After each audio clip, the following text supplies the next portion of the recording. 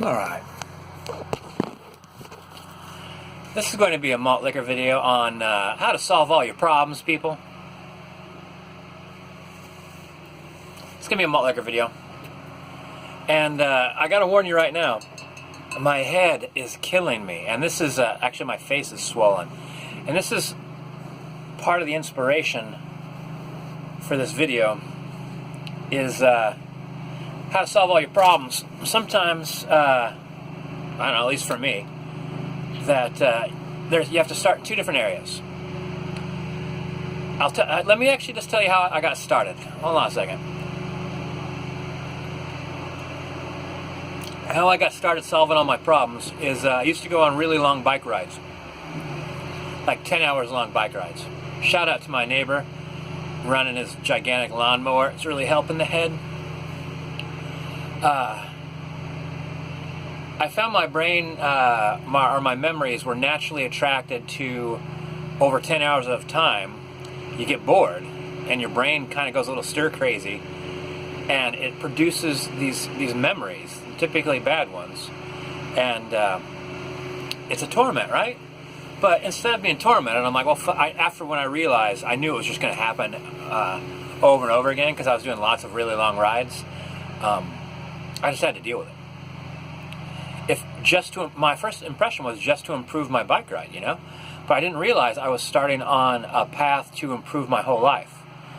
And so I would these memories would pop up, my problems, my concerns, my nightmares, and I would deal with it. I would think about it as how it occurs to me. I would look at different ways to think about it. In what way, for instance, living in poverty, in what way has living in poverty improved my life? You know, I'm cautious about spending money. I can live frugally. I entertain myself without spending money. There's tons of positive things that have came from that negative. And so I look at a lot of the negatives in my life, like how did that improve my life? And it was just a mental exercise to get my brain to leave me alone. But I noticed what it did was, it would drop these big things, and I thought about them as boulders in the river of my mind. There's jagged boulders, and water would hit that and make turbulence. And the more I picked these boulders up and handled them, the smoother they got, and the more the water just kind of flowed across the top of them. It really helped to look at things from as many angles as possible, and positive angles as well. Now, I came at that from two different angles, and this serendipitously about the same time, I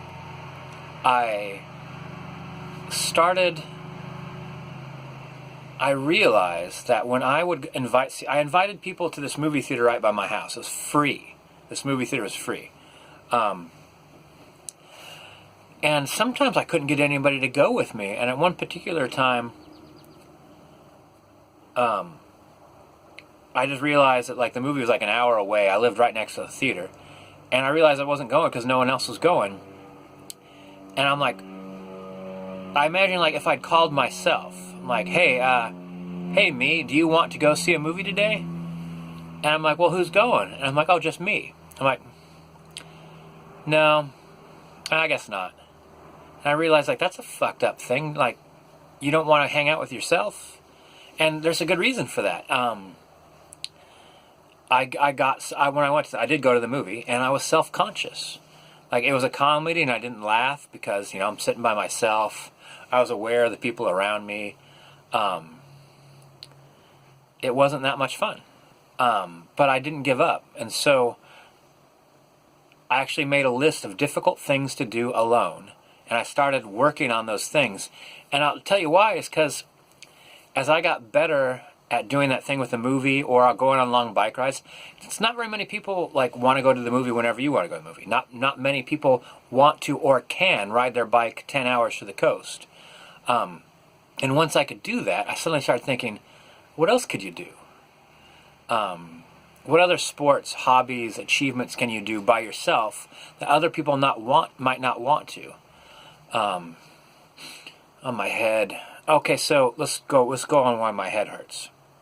So the first thing is think about all the problems in your life and look for positives. It just is going to help those things fit in your mind in a less painful way. They're always going to be painful, but if you could think of good things about it too, it's going to fit more comfortably in your mind. The other thing is, you got to love yourself. You got to admire yourself and want to be with yourself. Like, you want to think like, hey, I'm going on vacation. I took this vacation in October in Oregon, pouring down rain and hail, freezing cold, and I did a bicycle trip along the coast. It was really difficult conditions, and as a challenge, I loved it. I figured if I could do that, I could do pretty much anything. And that actually was good practice. At one point in time, I went into I was bicycling through Italy up in the can't remember what they call those mountains, but a snowstorm hit, and I knew I'd be fine because I've had experience with extreme cold weather and camping. All right, so yeah, you gotta love your own company. You gotta look at all your problems as with their positives, and you have to go back into your past and fix things. And how could you do that? Because the past is the past. Like the time has come and gone. Where are we at? 6 minutes. Let's wrap this up. So when I was a child, I had headaches a lot, and it was because this tooth back here was in sideways, and it was barely penetrating the skin. And I just learned to deal with headaches. And dentists would tell my parents, and for whatever reason, poverty or insurance, or I don't know why, my parents didn't do anything about it. And in my 30s, I was paying out of my own pocket for medical expenses, and I went to 2 different dentists to have this removed, and one said they would not do it, and the other said, I will do it, but I'm going to have to charge you the maximum we can charge you, which is not what you want to hear when you're paying cash and you're poor. Just sit down, honey. Sit down or lay down. Sit down or lay down, honey. So I got a job at a place that has really good insurance, and started going to the dentist, which freaked me out, scared me. It was a challenge to myself, and it was hard to get the courage to do it, and I did it.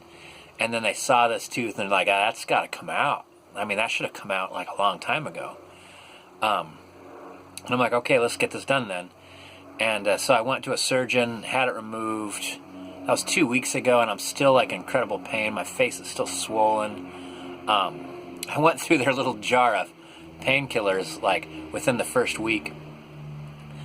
But here's what feels good about this. So back in the past, that little kid way back in the past should have had that done.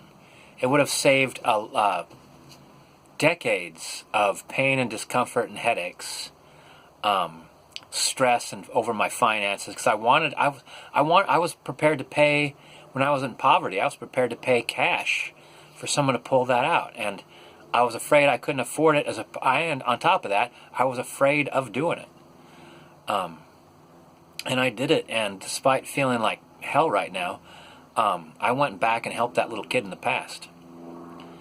So that's the positive way. That's the positive way I'm looking at it. So you gotta love yourself. You're amazing. If you don't know it, all you have to do is start trying to pursue some of your dreams and goals. See that you made them. See that you accomplished your dreams and goals, and keep building on that. And you'll start trusting yourself. You can do anything. Anything you set your mind to. It's really important. You gotta love yourself. You gotta look at all the things that have happened to you in your life. Find positives about it. It's never going to not be negative, but you could add positives to everything. Everything you could find a positive to. Some of the worst problems I've had encountered in my life, sometimes the only positive is I fixed it eventually, or I survived it sometimes. And some people don't survive these things that take place. Some people die inside and never come back to life. So if if you are interested in self-improvement, obviously you haven't died inside. You know, if you're interested in solving your own problems, obviously you're still alive and fighting. So look for positives, love yourself, and look for ways that you could kind of send messages back to the past. There's tons of different ways to do that. There was times when I was hungry and I couldn't feed myself, and I went hungry. There were times where strangers fed me. Shout out to Papa Murphy's Pizza. I swear to God, those guys, when the people that work there, I didn't even know them. When they found out, I used to go in there, and because one time I went in there once and they said they were closing, and they're like, "Do you want this pizza?" No, someone ordered it and they didn't send for it, and we'll give it to you for $3 or something like that, you know, like. And so then I stopped by there every night at closing time, and I'm like, "Hey, did anyone not pick up any pizzas?" And eventually they're like, "Why do you always ask that?" And I'm like, "Well, I'm always hungry. And one time I came in here and there was an unclaimed pizza and you sold it to me for $3. So I was wondering if that happened often, and the way I wanted to find that out is by coming by often. And I work right across the street, so as I get off work, you're closing, I stop by here. And they started making me pizzas. Not every single day, but several times a week. And they did that for a really long time. I don't know how long. It might have been as long as a year. Those people fed me. God bless them. But one of the things I did when I did volunteer work is I volunteered at store to door, getting people their groceries at home. Some of them were old, some of them were shut in, some of them had problems, and I kind of fed me way back in the past when I couldn't feed myself by feeding these folks, helping them get some food. Oh gosh, 12 minutes. I gotta stop. All right, there you go. There you have it.